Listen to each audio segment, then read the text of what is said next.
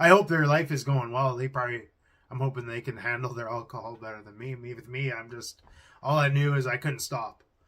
And like, my hat's off to the people that can drink normally or just go out once in a while. Whereas me, it ruined my fucking life. And so yeah, that's the reality of it for me. Who was I trying to impress? Well, I mean, like, when I hear that question, I think, like, it's that people pleasing thing. Like, I cared about how I looked. I cared about how I presented myself, especially being sober and everything. It's almost like I got to be a fucking saint. And the truth is I am no fucking saint. I'm still going to fuck up. I'm still going to make mistakes.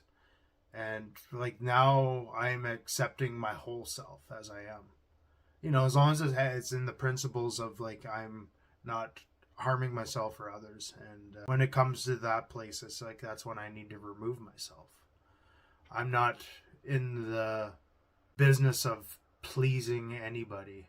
Like, I mean, pleasing anybody where it's abandoning myself. That's what I mean. Like, sure, I'll go out of my way to help somebody. Sure, maybe I'll give a kind word to somebody. But like, if someone's gonna come to me and they plan to just take something, and it's not something I want to give, I'm going to be like, fuck no, I can't do that. Or maybe I'll be nicer about it and be like, no, I can't do that. I'm sorry.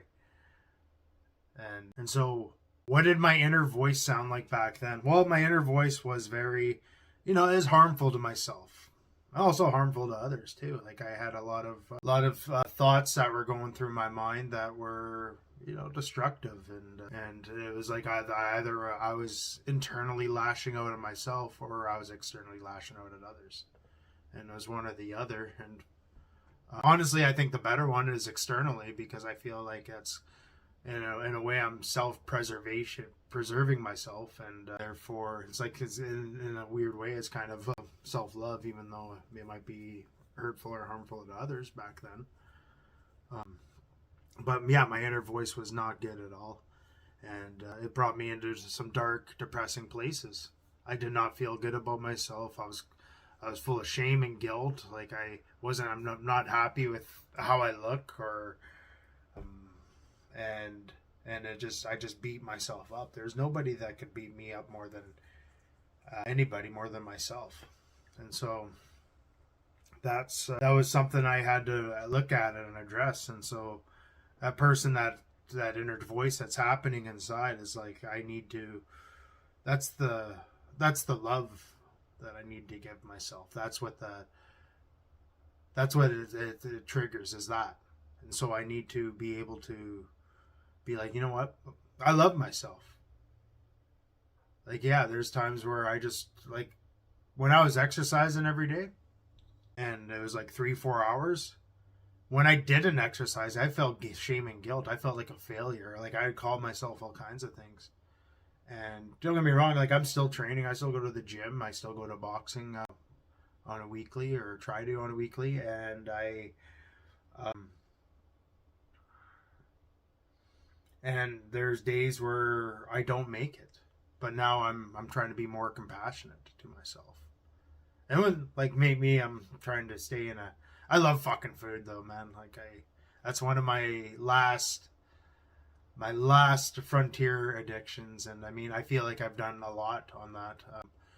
Like, when my mom passed away, I was just fucked up inside. I did not drink, I did not use, but I did pick up the fork. And it's actually, the picking up the fork is not bad. It's what you're eating. And to me, I was eating addictive foods.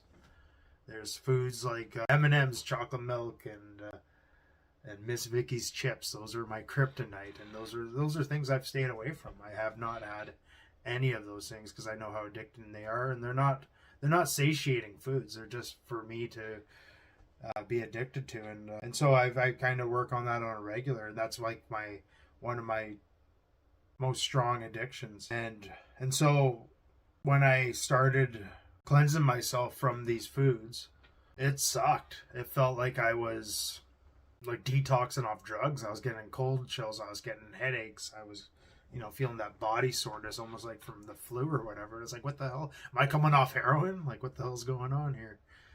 And I was becoming more irritable, and I was hurting inside, And so, there's still inner voices of that I have to deal with. And I feel like I've dealt with it in such a way, I'm not in the weight I want to be, but I've already lost 100 pounds. And I feel like I've done fucking awesome. I'm not, but I'm still going and striving, and I still get those plateaus.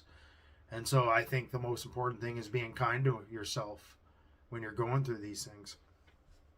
And this is something I want to change, right? Like, I want to be the person that's fit, happy, and healthy.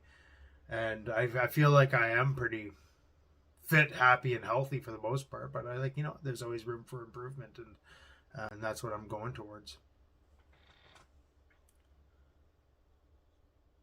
So describe the feeling of living someone else's life. I've never really lived someone else's life, but when I drank, that's how I became the life of the party. Sober, I was fucking insecure and, really self-conscious, and I didn't want to do anything because of that. And so now I feel like I am the life of the party without the drink.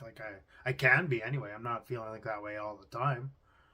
But I have the potential to be in that way, and not many people can do that. Not many people can go out sober into an environment, especially when there's drinking involved. I could do that now. I feel like it's something I've overcome, and because I sobered up in my 20s, and so I stayed out of nightclubs, bars, and everything.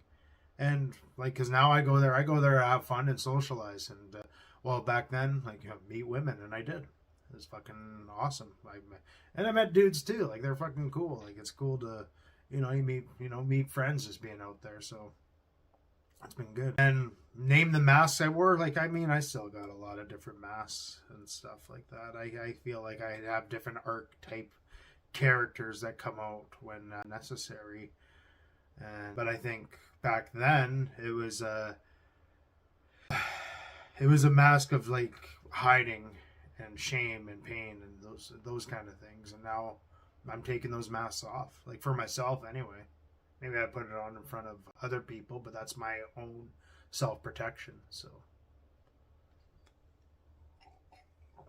but the cost of pretending to be someone else is I'm just robbing myself. I'm not feeling good about myself. I'm not in tune with myself. I'm not, or if I'm fulfilling other people's needs, I'm fucking abandoning myself.